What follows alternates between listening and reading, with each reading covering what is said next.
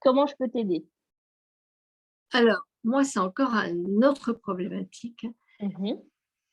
c'est-à-dire que, voilà, je découvre ce métier de coaching, ce métier de coach grâce à cette formation. J'aime bien, j'ai vraiment envie d'être coach. Je trouve ça Mmh. génial. Mmh. Mon métier, mon futur métier. Mmh. Sauf que là, depuis particulièrement le week-end dernier avec Stéphane, je réalise: «Ah! Mais d'accord, c'est pas tout d'être coach, il y a un deuxième métier avant, entrepreneur». Et là, de penser d'avance à tout ce staff qu'il y a à faire avant de devenir coach, ça me saoule, ça me OK, fatigue d'avance. d'accord, et C'est c'est quoi ta ça, là. question? Alors, j'ai pas de question, c'est voilà, comment, zapper cette étape et passer directement au coaching. Ah, c'est bien, c'est déléguer la vente. Alors, en préambule, j'avais dit que j'allais vous expliquer, quelque chose, une de mes convictions. Alors du coup, je vais te partager ce que je sais du coaching et du métier de coach. Merci de poser ce constat que ça te saoule de faire tout ça, parce que du coup, ça me permet de faire une super transition. Je pense que ça fait 30 ans que le métier de coach existe. On a commencé à en entendre parler dans les années 60, dans les dernières recherches que j'ai faites, et c'est très vite rentré dans le milieu sportif. Dans les années 80, on rentre vraiment dans les entreprises, surtout aux États-Unis. C'est très tardif en France que le coaching arrive dans les entreprises, mais on fait le parallèle entre les performances sportives et les performances en entreprise, et on se dit que c'est génial, le coaching, ça peut aider. Aujourd'hui, le coaching, il est en voie de démocratisation.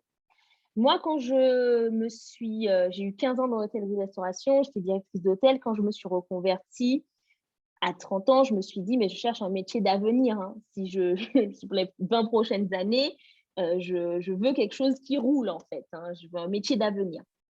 Et ce que je me suis rendu compte, et j'entends ça dans ton truc quand tu dis, c'est le métier de coach. Pour moi, le métier de coach, il est en train de mourir, il est en train de devenir une compétence. Concrètement, avant, il y avait des dactylos, c'était un métier, il y avait des gens qu'on payait pour taper à la machine. Aujourd'hui, tout le monde a un ordinateur et tout le monde sait taper à la machine.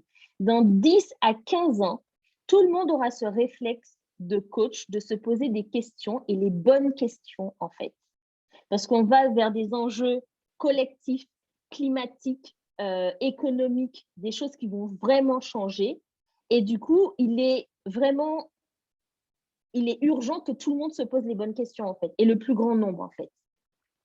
Donc, voilà ce que je pense déjà du coaching, que c'est quelque chose qui est en train de devenir une compétence. Donc, moi, je le vois pas comme un métier, je le vois comme un outil supplémentaire qui peut m'aider. Et ce que je crois vraiment, les gens qui sont dans les 5 à 10 prochaines années, qui vont beaucoup se faire d'argent avec le coaching, ce sont des gens qui ont une expertise dans quelque chose d'autre et qui y associent le coaching.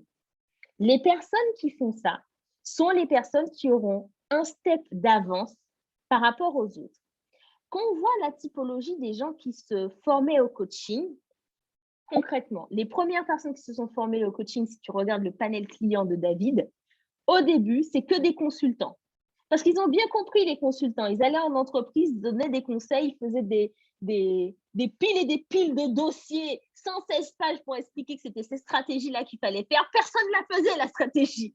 Les 116 pages, ils étaient dans un placard et personne ne la faisait. Donc, ils ont bien compris qu'en fait, pour accompagner les personnes dans la prise de décision, il fallait les coacher individuellement et en groupe. Ensuite, ceux qui se sont formés au coaching, ça va être les thérapeutes, tous les professionnels de l'accompagnement, tout ce qui est, tout ce qui est psychologue, ostéopathe, tous ces gens-là, en fait, se disent, OK, il y a la partie psychologique, on veut aller plus loin. Et du coup, on se forme au coaching. Des médecins maintenant, même des profs se forment au coaching.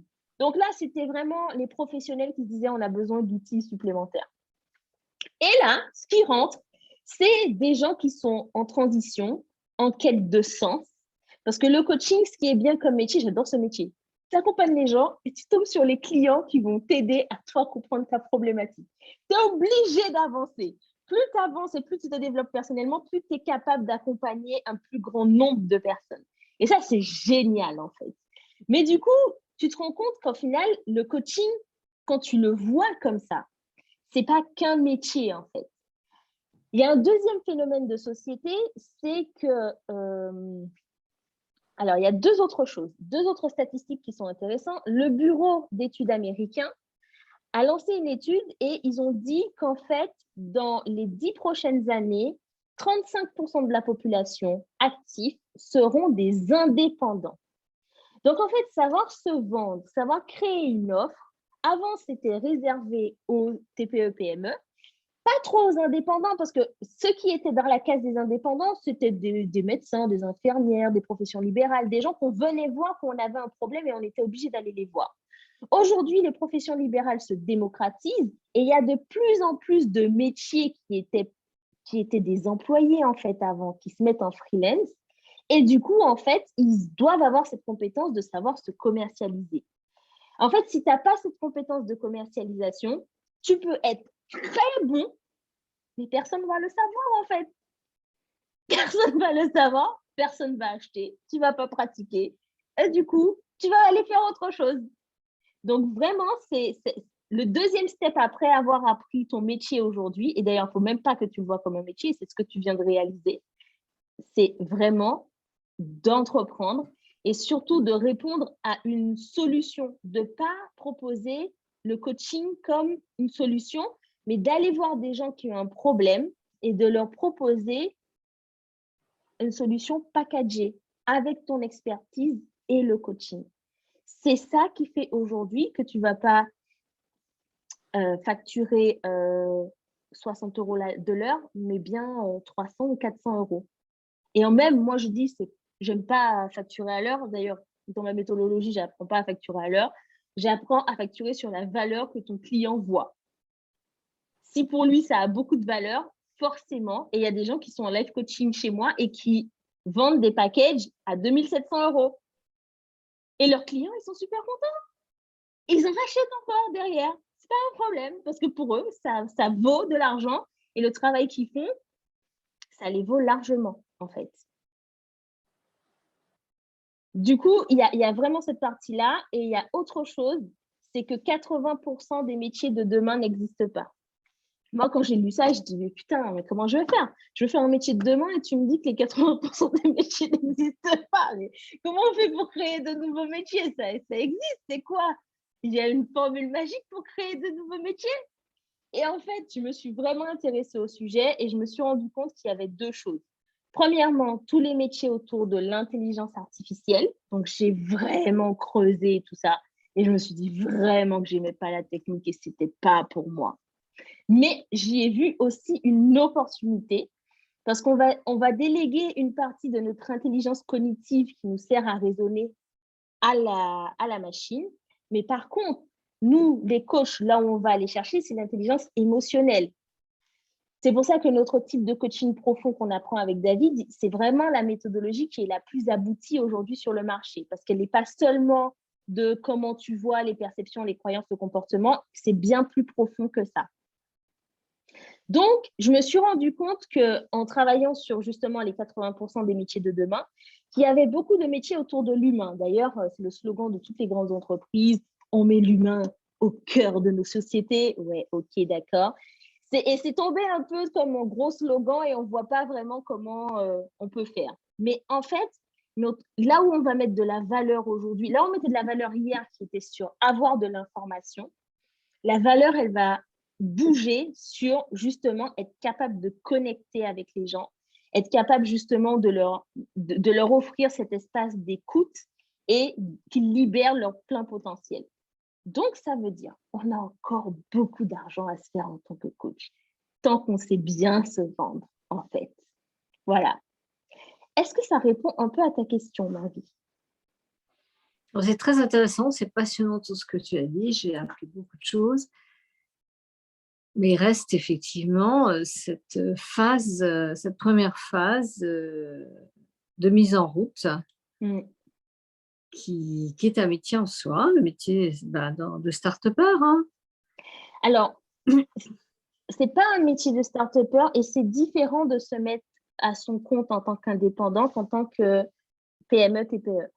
Moi, je me suis rendu compte qu'à l'école de commerce, j'avais appris plein de choses qui étaient sur exactement ce qu'on a fait ce week-end, poser l'offre, quelle est ta cible, quel est ton marché. Et quand je les connaissais très bien, ces concepts. Hein. Quand je suis arrivée à mettre mon entreprise en place, je trouvais que ce modèle-là ne fonctionnait pas. Ça fonctionne très bien si tu vends des produits physiques. Ça fonctionne beaucoup moins bien quand tu vends ta personne, en fait. C'est pas du tout pareil.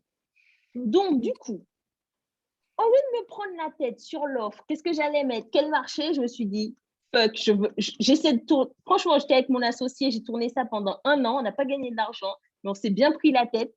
Et là, je me suis dit, OK, je vais aller voir un peu ce que les coachs font, comment ils développent leur activité. Bien sûr, ils ont du coaching individuel, mais le coaching individuel, c'est pas ça qui leur fait gagner de l'argent. C'est les formations, c'est les séminaires, c'est tout ce qu'ils ont à côté, en fait, qui font que ça leur fait gagner de l'argent, en fait. C'est là où vient le maximum. Donc déjà, si tu penses à un modèle économique où tu vas être comme des thérapeutes en one-to-one, c'est la meilleure façon de ne pas gagner d'argent et d'arrêter d'en vivre très vite. Et tu n'es pas obligé de passer par tout un plan avant de te lancer. Moi, ce que j'ai fait, c'est que j'ai fait les coachings découverts. J'ai appelé tous les gens de mon entourage, je me suis mis dans un espace de coworking, j'ai frappé à toutes les portes. J'ai dit bonjour, vous connaissez le coaching? Non, bah, je ne connais pas trop. Vous voulez tester? Franchement. Et tu ne te prends pas la tête. Tu choisis que les curieux, que les gens qui vont dire ah ouais, c'est quoi, c'est intéressant et tout. Ça vous aide à soit régler un problème, soit atteindre un objectif si vous êtes ambitieux. Je vous propose 3 sessions pour découvrir. C'est sans engagement. Est-ce que vous voulez tester? La personne, elle te dit oui, tu prends des rendez-vous. Ben, moi, j'ai fait ça, en fait. J'ai pris que des rendez-vous. J'ai fait que ça.